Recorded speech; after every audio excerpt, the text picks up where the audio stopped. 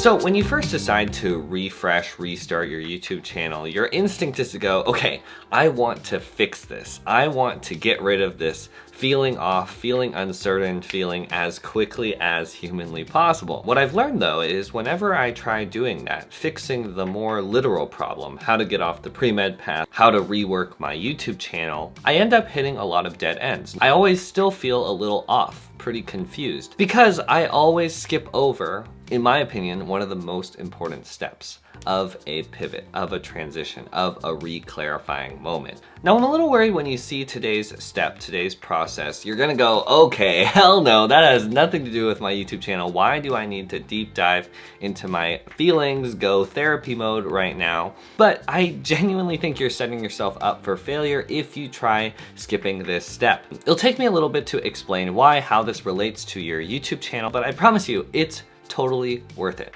Change happens when you feel something is off, something is wrong. If you are perfectly content with your plan and how perfect it was, you wouldn't want to change anything. So the first thing I practice doing when I want to make one of these sort of shifts, changes, is actually take a closer look at that feeling off feeling. Everything I do afterwards, sorting through things, studying, practicing, it's all gonna be in reaction to that feeling. And so I wanna make sure that feeling is coming from a place of security, not insecurity.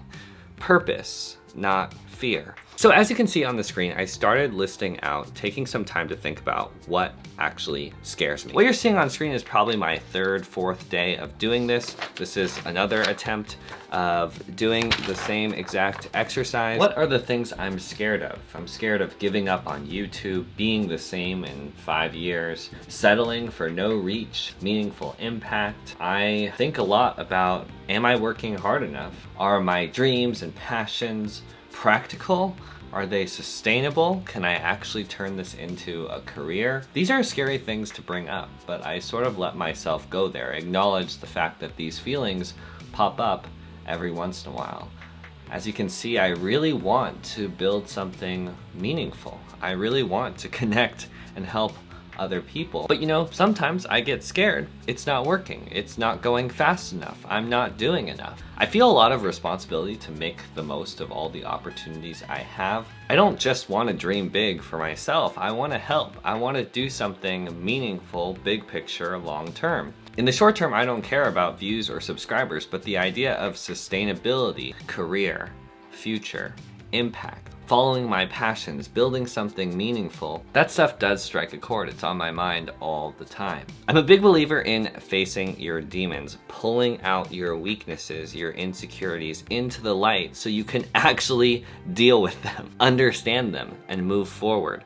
What you're seeing on screen are things I don't actually believe. I don't think I'm going to give up on my dreams. I don't think I'm going to settle. I don't think I need to be working 24/7. But even though I don't really believe those things, I sometimes feel those things. Feelings are interesting because they're sort of swimming around in your head, working their way into your motivations, your constitution. And over time, these half-truths, these insecurities can really sneak their way into your mind. And so I see this activity as sort of like spring cleaning or like antivirus on your computer. We're always gonna have insecurities, we're human beings. But that being said, there are things we can do to minimize the effect, the impact, the strength of these insecurities. And in my opinion, it's really important to do this when you're trying to start a new chapter, refresh things, or build something meaningful. It's scary to admit the things we need, how much we're invested in them, how much we cling on to them. No, I can't lose that or else I'm going to lose everything. A lot of these strong attachments, feelings, I don't think are actually wrong. I do want to be creative. I do want to be free. I do want to make an impact. But just like with the Jenga blocks where I laid them out in front of me so I could really understand what I'm working with, how I can build up this tower, I wanted to understand how meaningful each of these pieces are, how much they strike a chord with me, how fixated, attached I am to these things.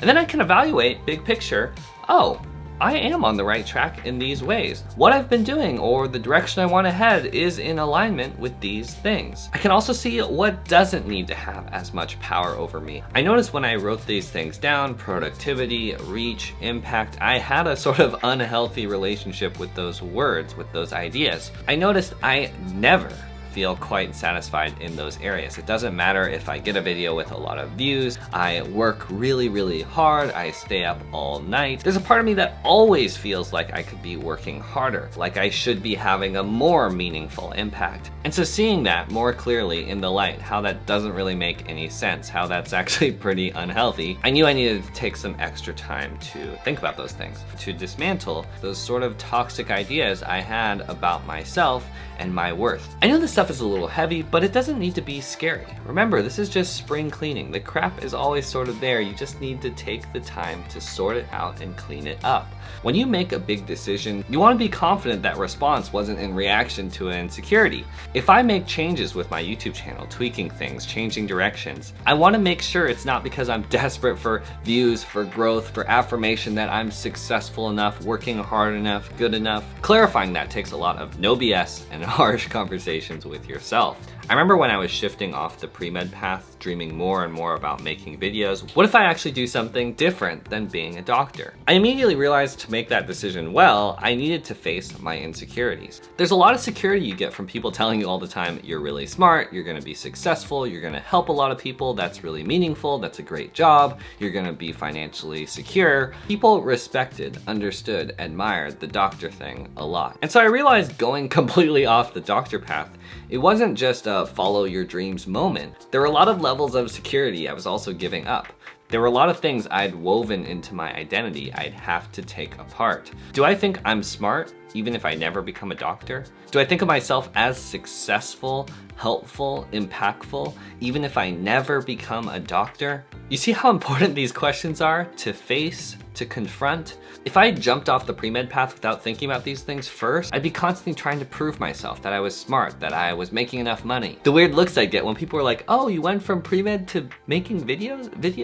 Does that make money? That would have scared me, shaken me up a lot. This is why we need to do the work, to call out our insecurities and work through them ourselves so we can build a foundation that's actually strong. I try to do this sorting process in a really non-judgmental way. I give myself space to bring up some pretty scary stuff. It's like I'm having a conversation, giving myself therapy. And you'll see the more comfortable I get digging around for weak points, more scary stuff starts coming to the surface. And in this context, I think that's actually a really good thing.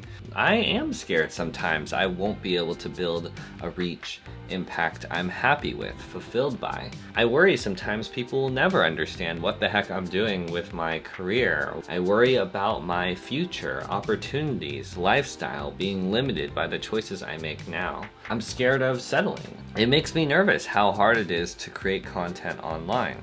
I sometimes wonder, do I have the grit, patience, work ethic needed to make this thing online happen I'm so passionate about? Will I be able to find a career impact I actually like? Will I be able to find a tribe other people like me? Will these risks affect my future in a positive way or in a limiting way? I think worries, doubts like this pop up for all of us, but your insecurities, the things that make you nervous, are probably a little different depending on your background, your age, your story. I kept doing this sorting process over and over again. What worries me? What scares me? What needs do I have? What things really strike a chord? And the more I did this, the easier it was for me to start seeing a pattern. At the end of the day, the thing that most scared me, made me nervous, was myself. I feel a lot of pressure and I don't know the end of the story. I'm passionate about a lot of things, but I still haven't seen the end of the story. I can list very clearly my weaknesses, my insecurities, which makes me very aware of my frailty.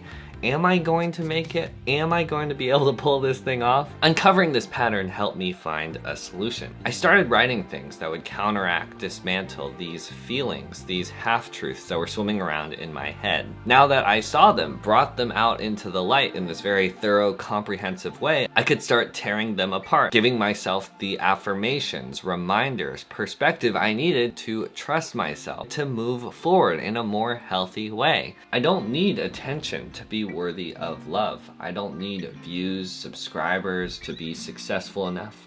I don't need to be productive, working all the time to be worthwhile. I don't need admiration, growth, productivity to be happy.